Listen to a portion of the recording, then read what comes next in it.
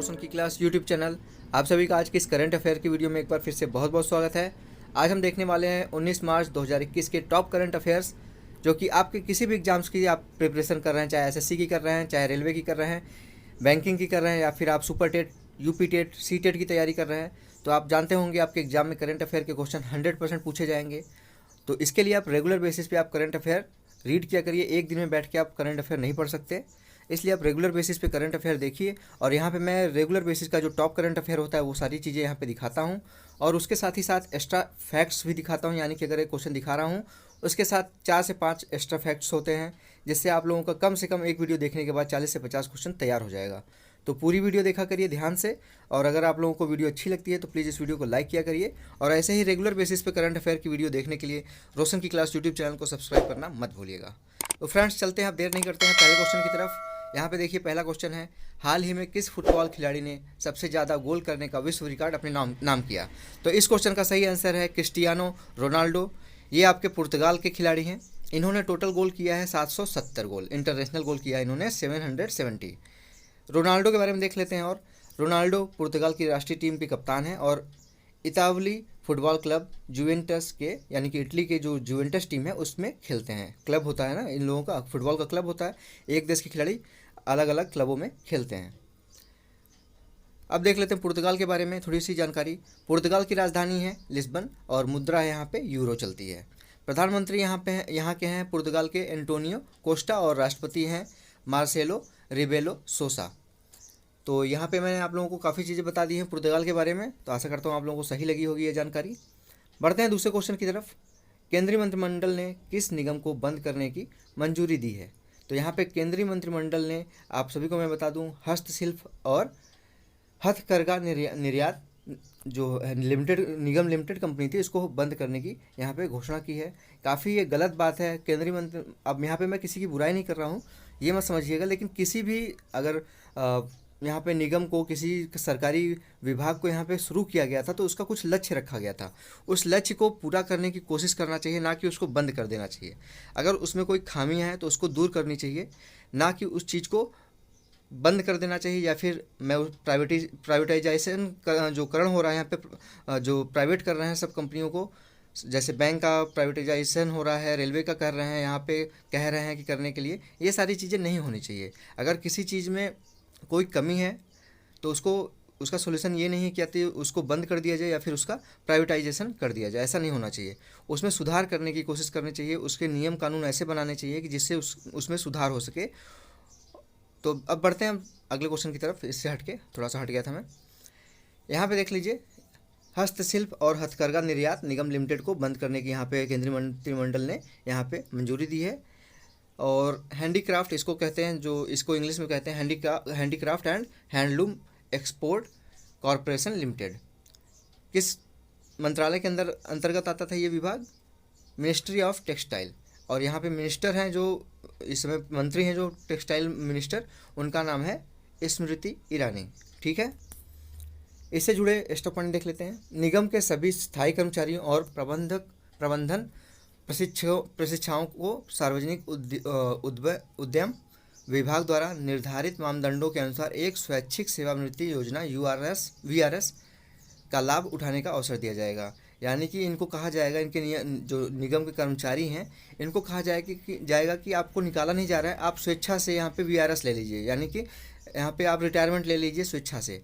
ये तो गलत बात है ना। अगर आप किसी को निकाल नहीं रहे हैं तो उनको, या तो अगर वो काम कर रहे हैं सरकारी कर्मचारी, तो उनको किसी दूसरे विभाग में उनका स्थानांतरण करिए।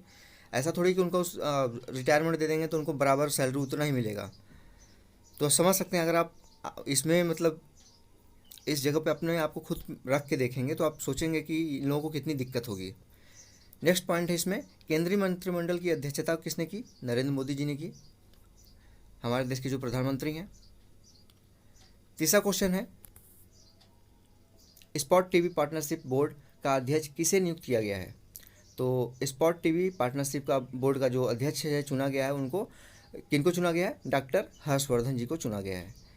ये क्या है? डॉक्टर हर्षवर्धन जी केंद्रीय स्वास्थ्य एवं परिवार कल्याण मंत्री हैं।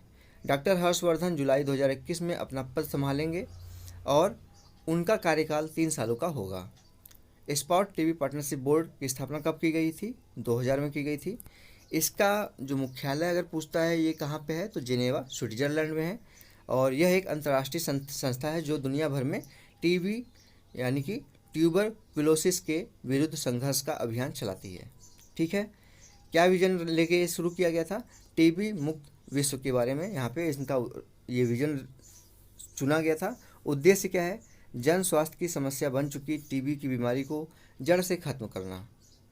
इससे जुड़े नेक्स्ट पॉइंट हैं, इस संस्था के साथ अब तक 1500 साझेदार संगठन जुड़ चुके हैं, जिनमें अंतर्राष्ट्रीय, गैर सरकारी, सरकारी और मरीज समूह शामिल हैं। 2030 तक दुनिया में टीबी को खत्म करने का लक्ष्य रखा गया है। भारत में क्या लक्ष्य रखा गया है? 2025। और दुनिया में क्या लक्ष्य रखा गया है? 2030। ठीक है, यहाँ पे ये लक्ष्य जब खत्म होने वाला है, मतलब जो लक्ष्य रखा गया है डेट, उसको याद रखिएगा, ये क्वेश्चन बनता है। नेक्स्ट पॉइंट है इससे रिलेटेड, सितंबर 2019 में राष्ट्रीय टीबी प्रसार सर्वेक्षण के साथ साथ टीबी हमारे हारेगा देश जीतेगा नाम से एक नया अभियान शुरू किया गया है। चौथा क्वेश्चन है, यहाँ पे देख लीजिए, इथेनॉल संवर्धन नीति यानी कि ईपीपी को लागू करने वाला देश का पहला राज्य कौन सा राज्य बन गया है? तो यहाँ पे इस क्वेश्चन का सही आंसर क्या होगा? आप लोग बताइए इसको, क्वेश्चन का सही आंसर यहाँ पे लिखा हुआ है, देख सकते हैं। लेकिन फिर भी आप लोगों को अगर क्वेश्चन मैं पूछता हूँ तो उसका खुद थोड़ा बहुत सोचा करिए, उसके बाद यहाँ पे देखा करिए। इस क्वेश्चन का सही आंसर होगा बिहार। और ईपीपी का फुल फॉर्म मैंने आपको पहले ही बता दिया, एथेनॉल प्रमोशन पॉलिसी। ठीक है, ईपीपी नीति के तहत निवेशकों को मक्का, गुड़, टूटे हुए चावल और सड़े हुए अनाज से सीधे इथेनॉल बनाने की अनुमति दी जाएगी। एक निवेशक को 15% यानी अधिकतम 5 करोड़ की सरकारी सब्सिडी दी जाएगी। 15% यानी कि 5 करोड़, यानी कि टोटल लागत कितनी होगी इसकी? आप इसको कमेंट बॉक्स में बताइएगा कि अगर 15% 5 करोड़ के बराबर है तो टोटल 100% किसके बराबर होगा। इस नीति से निवेशक अब मक्का उगाने वाले 18 जिलों के किसानों से अच्छी दर पर मक्का खरीद सकेंगे। मुख्यमंत्री अगर पूछा जाए बिहार के कौन है, तो नीतीश कुमार हैं। राज्यपाल अगर पूछा जाए कि इसमें बिहार के कौन है राज्यपाल, तो फागू चौहान जी हैं। अगले क्वेश्चन की तरफ बढ़ते हैं। हाल ही में डीबीएसई को किस राज्य यानी कि या फिर यूनियन टेरिटरी का शिक्षा बोर्ड घोषित किया गया है? डीबीएससी, तो आप समझ सकते हैं डी से दिल्ली ही होगा। आप ध्यान से, यहाँ पे मैं आप लोगों को ट्रिक बता रहा हूँ, डी से Delhi board of school education. ठीक है, दिल्ली की बोर्ड यहाँ पे घोषित किया गया है डीबीएसई को। डीबीएसई का फुल फॉर्म है Delhi board of school education. शिक्षण सत्र क्या होगा इसका जो रखा गया है, वो 2021-22 रखा गया है। नए शिक्षा बोर्ड अधीन 20 से 25 स्कूल रहेंगे। शिक्षा मंत्री आपको पता है दिल्ली के कौन है, मनीष सिसोदिया जी हैं, जो डिप्टी सीएम है भी है वहाँ के। सरकारी स्कूल कितने हैं वहाँ पे? 1000। प्राइवेट स्कूल कितने हैं? 1700। सभी स्कूल सीबीएसई से संबंधित है, अभी संबंधित है, लेकिन जो डीबीएसई है उससे अब इस समय 20 से 25 स्कूल जोड़े जाएंगे। सीबीएसई की अगर पूछा जाए फुल फॉर्म क्या है, या फिर सीबीएसई की यहाँ पे स्थापना कब की गई थी, तो सीबीएसई का फुल फॉर्म होता है central board of secondary education. इसकी स्थापना की गई थी 3 नवंबर 1962 को। मिनिस्ट्री ऑफ एजुकेशन के अंतर्गत ये कार्यरत होता है। अगला क्वेश्चन है, ऑस्कर अवार्ड के लिए नामांकित होने वाले विश्व के पहले मुस्लिम अभिनेता कौन बने हैं? तो यहाँ पे ये पहले मुस्लिम अभिनेता बने हैं जिनको ऑस्कर अवार्ड के लिए नाम यहाँ पे नॉमिनेट किया गया है। इनका नाम है रिजवान अहमद, जो कि लंदन इंग्लैंड से बिलोंग करते हैं। किसके लिए ये चुने गए हैं, किस मूवी के लिए? फेमस फॉर के लिए। जो फेमस फॉर ये हुए हैं साउंड ऑफ मेटल के लिए। अगला यहाँ पे है इनसे जुड़े इंपॉर्टेंट पॉइंट, प्रथम भारतीय ऑस्कर विजेता भानु अथैया 1983 में इनको मिला था बेस्ट यहाँ पे कॉस्ट्यूम डिजाइन के लिए। गांधी फिल्म के लिए दिया गया था प्रथम जो ऑस्कर भारत के किसी भी क्षेत्र में दिया गया था, मतलब भारत के किसी व्यक्ति को, वो बेस्ट कॉस्ट्यूम डिजाइन जो थी उसके लिए दिया गया था। फिल्म थी गांधी फिल्म के लिए दिया गया था और इनका नाम था भानु अथैया 1983 में। ऑस्कर अवार्ड 2021 26 अप्रैल 2021 को आयोजित किया जाएगा। यहाँ पे शुरुआत होगी और मतलब जो ऑस्कर की शुरुआत हुई थी वो हुई थी 16 मई 1929 को। अगले क्वेश्चन की तरफ बढ़ते हैं। किस राज्य के ग्रामीण फल यहाँ पे उत्पादकों ने अनोखा फ्रूट केक आंदोलन शुरू किया? तो यहाँ पे महाराष्ट्र के किसानों ने फ्रूट केक आंदोलन शुरू किया। इस आंदोलन को शुरू करने का उद्देश्य पारंपरिक बेकरी से बने केक की जगह एक स्वस्थ विकल्प के रूप में ताज़े फलों से बने केक को बढ़ावा देना है। मुख्यमंत्री पूछा जाए महाराष्ट्र के तो आपको मैं डेली बेसिस पे बताता हूँ, क्योंकि महाराष्ट्र से कोई न कोई न्यूज रहती है। मुख्यमंत्री हैं उद्धव ठाकरे और राज्यपाल जी हैं वहाँ के महाराष्ट्र के भगत सिंह कोश्यारी जी। अगले क्वेश्चन की तरफ पढ़ते हैं। किन दो अमेरिकी एजेंसियों ने ग्रीन एनर्जी यानी कि नवीकरणीय ऊर्जा से में निवेश करने के लिए भारत के छोटे एवं मध्यम उद्यमों को संयुक्त रूप से लोन देने की पेशकश की है? तो यहाँ पे है USAID और DFC। इन दो उद्यमों ने भारत में जो नवीकरणीय ऊर्जा के लिए कार्य किए जा रहे हैं उसमें उसके लिए यहाँ पे छोटे MSME सेक्टर को यहाँ पे आप लोगों को लोन दिया जाएगा। USAID का फुल फॉर्म होता है United states agency for international development और DFC का फुल फॉर्म है डेवलपमेंट फाइनेंस कॉरपोरेशन। ठीक है, यह लोन कितना दिया जाएगा? यह लोन 41 मिलियन डॉलर दिया जाएगा। ठीक है, आगे बढ़ते हैं हम अगले क्वेश्चन की तरफ। इससे रिलेटेड फैक्ट देख लेते हैं। इस ऋण का उपयोग करके रूफ टॉप सोलर इंस्टॉलमेंट किया जाएगा। ठीक है, इस ऋण से छोटे एवं मध्यम उद्योग को रिलायबल पावर तक पहुंच सुनिश्चित होगी और इससे लागत को कम करने की में भी मदद मिलेगी। अगला क्वेश्चन है यहाँ पे, हाल ही में जॉन मगुफुली का निधन हो गया। यह किस देश के राष्ट्रपति थे? ठीक है, तो जॉन मगुफुली ये थे तंजानिया के राष्ट्रपति। राजधानी है तंजानिया की डोडोमा और इनसे जुड़े एक्स्ट्रा पॉइंट देख लेते हैं। कार्यकाल के दौरान ही मरने वाले जॉन मगुफुली तंजानिया के पहले राष्ट्रपति हैं, यानी कि जो अभी रिटायर मतलब अपने कार्यभार से मुक्त नहीं हुए थे, अभी राष्ट्रपति प्रेजेंट टाइम में वहाँ के थे। इनकी डेथ हो गई है जॉन मगुफुली जी की। ये तंजानिया के राष्ट्रपति थे अभी तत्कालीन।